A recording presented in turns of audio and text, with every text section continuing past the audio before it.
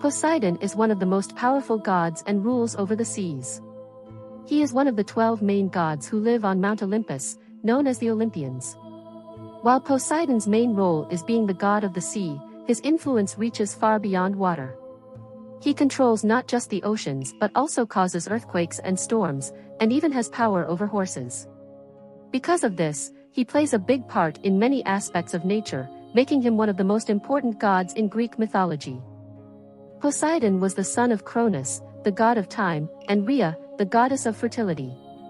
He was the brother of Zeus and Hades. Poseidon belonged to the second generation of Titans, and when he and his siblings were born, their father Cronus tried to swallow them to prevent them from taking over.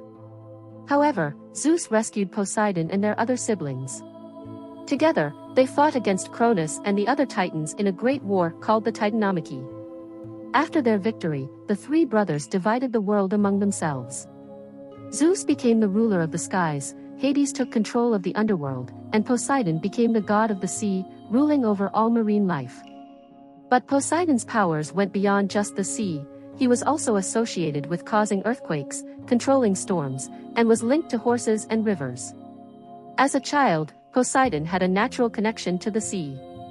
He would spend long hours exploring the ocean's depths and interacting with sea creatures. His love for the water became stronger as he grew older, and his abilities related to the sea continued to expand. This early bond with the ocean foreshadowed his eventual role as the powerful god of the sea, where he would rule over all marine life and wield control over water, storms, and even earthquakes. As Poseidon grew older, he aimed to firmly establish his rule over the sea. To do this, he had to challenge and fight other sea gods and deities who also had power over the oceans. These battles were intense, often causing huge storms and massive waves, which reflected Poseidon's unmatched strength. Each victory helped solidify his dominance, proving that he was the true master of the seas, capable of controlling its movements and shaping it to his will. Poseidon's connection with fertility extended to land as well, where he was believed to have the power to bless the earth with abundant crops, showcasing his benevolence and versatility as a deity. Poseidon had many relationships with both mortal women and immortal beings. His most famous partner was Amphitrite, a sea nymph. She personifies the calmness and tranquility of the ocean. After a long pursuit, Poseidon finally married her, and they had children, including Triton, a merman who served as the messenger of the sea.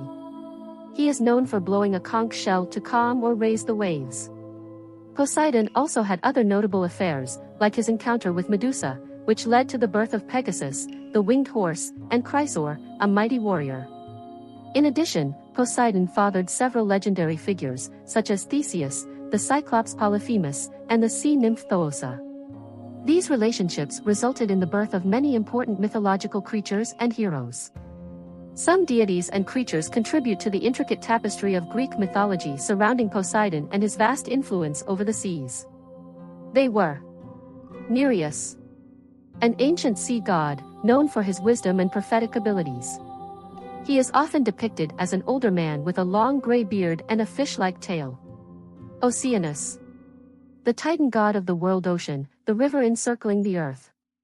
He represents the vastness and primordial nature of the sea. The Nereids, a group of 50 sea nymphs, daughters of Nereus and Doris.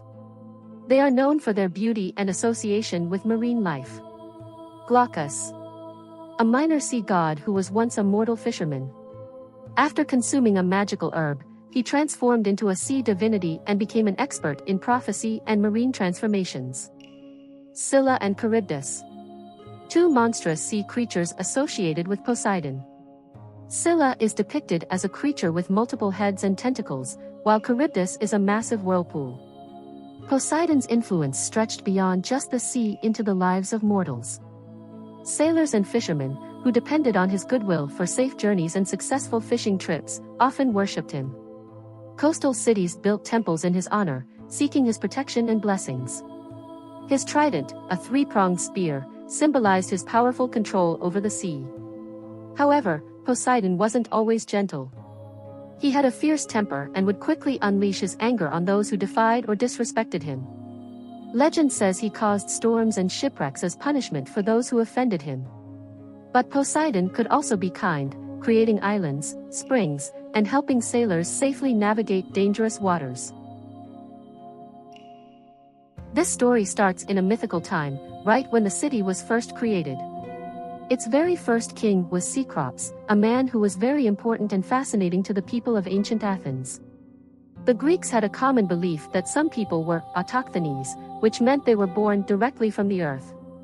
This idea gave them natural rights to certain lands, so many Greek cities claimed their ancestors came from the earth. Cecrops, a legendary king, was one of these people.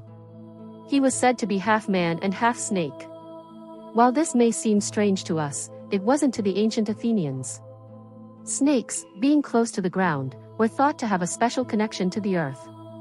So, the fact that Cecrops was part snake showed that he had a deep bond with the land where Athens was built. Cecrops was an incredible ruler, and his reign brought a golden age to Athens, so much so that even the gods took notice of the city's greatness. According to the writer Apollodorus, Cecrops named the city Cecropia after himself, though it was previously called Act. However, the city hadn't yet been claimed by a god, so its name could still change. The two gods that showed interest in Cecrops' city were Athena and Poseidon. Both believed that they had the right to bring the city under their protection, name it after themselves and claim its glory. The two gods were so determined to win the city. Zeus, worried their argument might turn into a fight, stepped in to help. He suggested a contest between Athena and Poseidon, with Cecrops as the judge.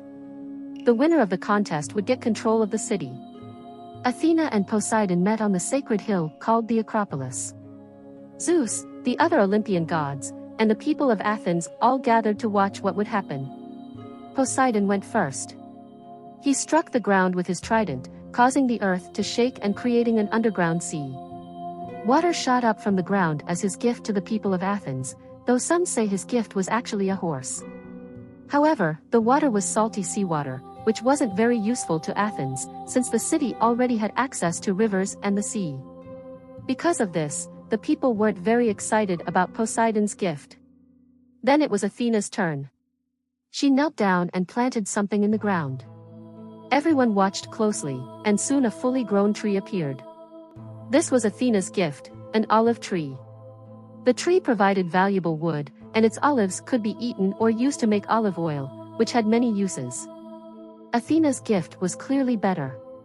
Without any doubt, Cecrops announced Athena as the winner, and she named the city after herself, Athens. Poseidon's connection to horses is another key part. According to legend, he created horses by striking his trident against a rock, which caused a spring to burst forth, and from it majestic horses emerged. These horses became symbols of strength, speed, and grace. In ancient Greece, horses were highly valued, especially in warfare and transportation, and Poseidon's creation of them showed his power and influence beyond the sea. Horses also symbolized freedom and power, traits that were closely associated with Poseidon himself. One of the most important festivals for Poseidon was the Isthmian Games, held every 2 years at the Isthmus of Corinth. Athletes and artists from all over Greece came to compete in events like chariot races, wrestling, and music contests.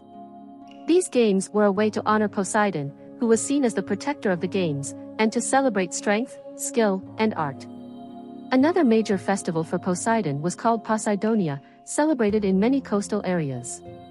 During this event, people would offer sacrifices to Poseidon, asking for calm seas, plenty of fish, and protection from storms.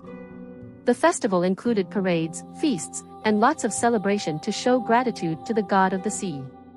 Temples dedicated to Poseidon could be found all over Greece, with the most famous being the Temple of Poseidon at Cape Saunion. These temples were important places where people could connect with Poseidon, asking for his protection and showing their devotion with offerings and rituals. They also symbolized the Greeks' power over the sea. Poseidon, the god of the sea, was a powerful and unpredictable figure. Poseidon's personality was complex, as he could bring both blessings and destruction. His interactions with mortals and other gods showed how influential he was in the world of the ancient Greeks. The stories of Poseidon fascinated the Greeks and still capture people's imaginations today. They remind us of the vast power of the ocean and the mysteries that lie within it. Poseidon's name is still closely linked to the sea, and his image can be found in art and pop culture. He remains a symbol of strength, authority, and the unknown depths of the ocean, representing the eternal forces that shape our world.